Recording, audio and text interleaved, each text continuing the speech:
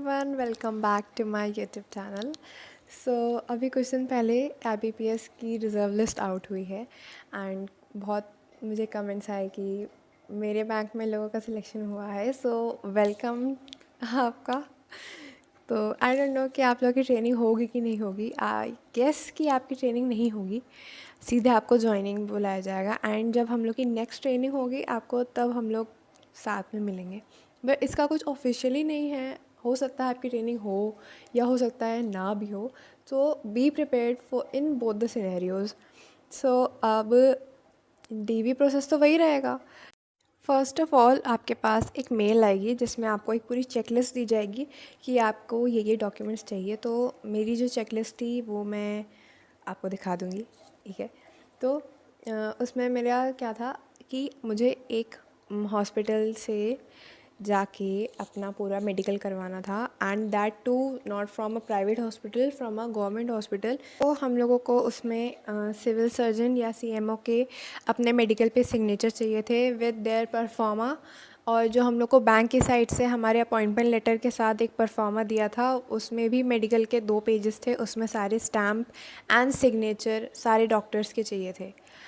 अभी बहुत cluttered sound कर रहा होगा but let me simplify it for you. अब देखो SBI का क्या सीन है, वो उनका एक प्राइवेट हॉस्पिटल या प्राइवेट डॉक्टर के साथ टाई अप है जो आपको चार्जेस लेते हैं 6,000 या 7,000 जो भी है, वो आपका सारा मेडिकल करके डायरेक्टली बैंक को सेंड कर देते हैं। बट जो मेरा बैंक है पंजाब एंड सिंध बैंक, उसमें क्या था कि हमें जाना था सबसे पहले सिविल सर्जन या CMO ऑफिस। वहाँ पे मैं गई सिविल सर्जन के पास, मैंने उनको अपना अपॉइंटमेंट लेटर दिया कि देखिए मेरा यहाँ सिलेक्शन हुआ है and they want a medical to be conducted. तब उन्होंने मुझे एक अपने रजिस्टर में अपना मेरा नाम लिखा विद एवरीथिंग एंड वो अपॉइंटमेंट लेटर उन्होंने सबमिट कर लिया अपने पास एज अ प्रूफ कि मेरा सिलेक्शन हुआ है। और फिर मुझे उन्होंने एक 2 पन्ने का या 1 पन्ने का एक वो दिया था जिसमें हैंड आउट दिया था, जिसमें सारे कौन कौन से टेस्ट होने हैं, टेस्ट के नाम और उसकी रिपोर्ट्स और कहाँ कहाँ साइन होने हैं, क्या क्या होना है, वो उन्होंने मुझे दिया था जस्ट लाइक अ परफॉर्मा टाइप। तो उसके पीछे मैंने जो बैंक का परफॉर्मा था, जो 2 पेजेस थे, मैंने वो स्टेपल कर लिए थे एंड जैसे ही मैं किसी डॉक्टर के पास जा रही थी सिविल हॉस्पिटल में आपको पूरा टोकन वगैरह लेना पड़ेगा। वहाँ से आप की अलग अलग रिपोर्ट जनरेट होगी। मैंने भी सारी अपनी रिपोर्ट्स निकलवाई थी और उसके बाद जो भी मैं जिस भी जा रही थी वो डॉक्टर के पास, वो कह रहा था आपका बैंक में सिलेक्शन हो गया है, कॉन्ग्रेचुलेशंस, और कौन सा बैंक है, ये कहाँ पर है। और मतलब आपको एक नॉर्मल पेशेंट की तरह कोई वहाँ ट्रीट नहीं करेगा, एज अ गवर्नमेंट एम्प्लॉई आप जा रहे हैं। तो दैट्स उनको थोड़ा सा अच्छा लगता है देख के। अब आपकी चेकलिस्ट में जो मेडिकल का कॉलम है उसमें आपके जितनी भी रिपोर्ट्स लिखी हुई हैं वो सारी रिपोर्ट्स उसमें होनी चाहिए अवेलेबल। जैसे कि मैंने क्या किया था, मेरे जो सिविल हॉस्पिटल था वहाँ पे उन्होंने मुझे एक्सरे की रिपोर्ट या फिल्म नहीं दी थी एंड जबकि मेरे चेकलिस्ट में लिखा था कि आपका एक्सरे की फिल्म इज़ इम्पॉर्टेंट, आपको चाहिए।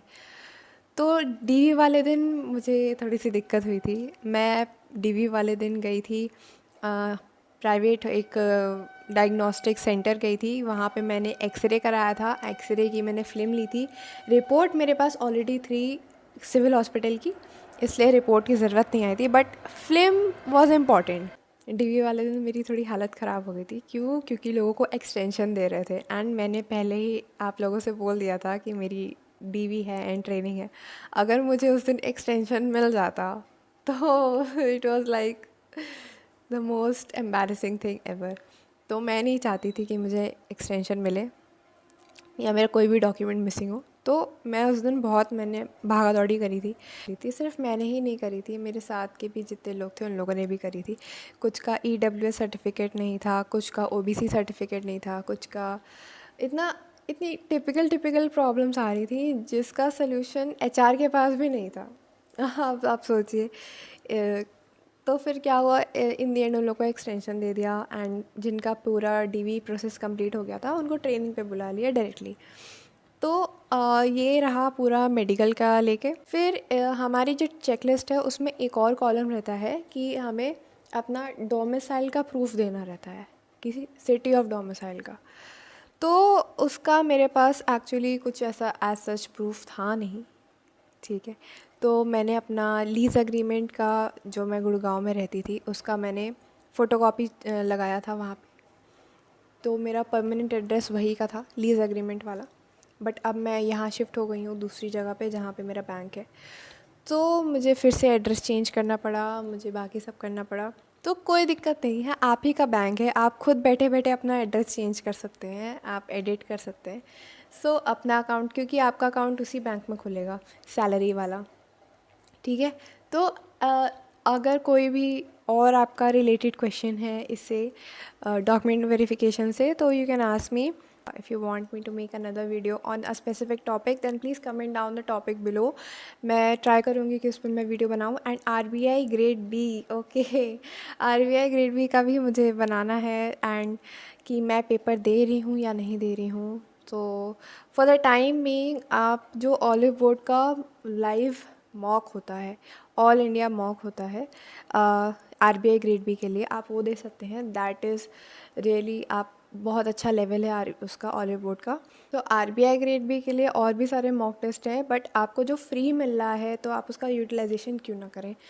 तो मैं भी वो मॉक टेस्ट ट्राई करूँगी देने का, and I will share my scores with everyone. And जो मेरा एक ग्रुप है टेलीग्राम पे, उस पे सारे आप अपने स्कोर्स शेयर कर सकते हैं। एंड अगर आपको कोई भी क्वेरी है तो आप मुझसे वहाँ पूछ सकते हैं, अभी मुझे टाइम मिलेगा मैं खोल के देख लूँगी आपका क्वेश्चन है, and I will try to reply. वहाँ पे आप डायरेक्टली मुझसे बात कर सकते हैं। तो thank you for watching this video. And अगर आपने अभी तक मुझे सब्सक्राइब नहीं किया है तो please subscribe and share this and like this video. और thank you for watching, bye.